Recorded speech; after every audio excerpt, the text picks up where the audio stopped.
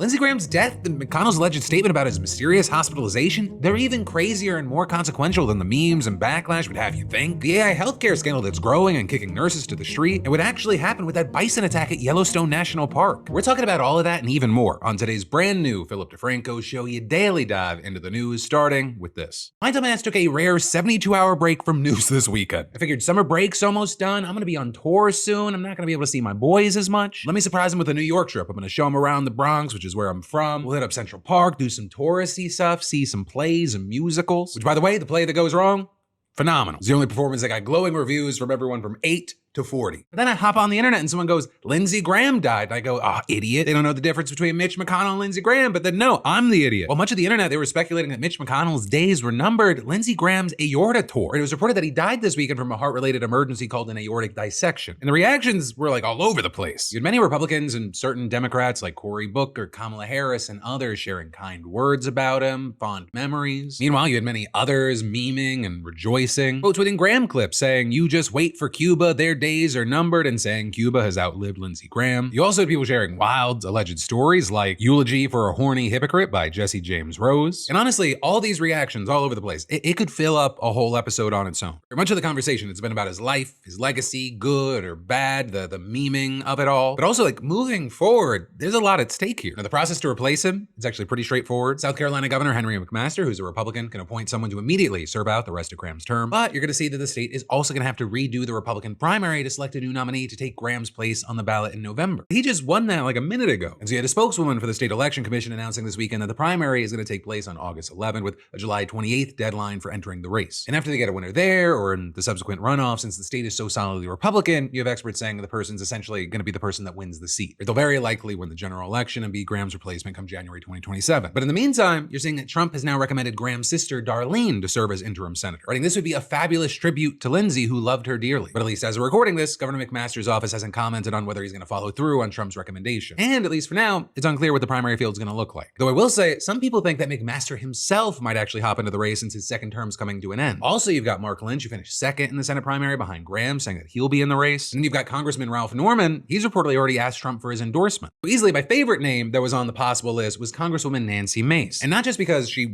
just finished 5th in the Republican primary to replace McMaster as governor, but also because two, at least at the very beginning, she seemed very enthusiastic about the prospect. You had her fucking responding to the news of Graham's death by tweeting the scene from The Godfather where you have Michael Corleone saying, just when I thought I was out, they pull me back in. You know how you tweet a meme about someone's death that you're going to replace and you're on their side? And you then also had her on Fox News saying, I would be an idiot not to at least look at it. And if the people of South Carolina want me to continue to serve, then I absolutely will consider it.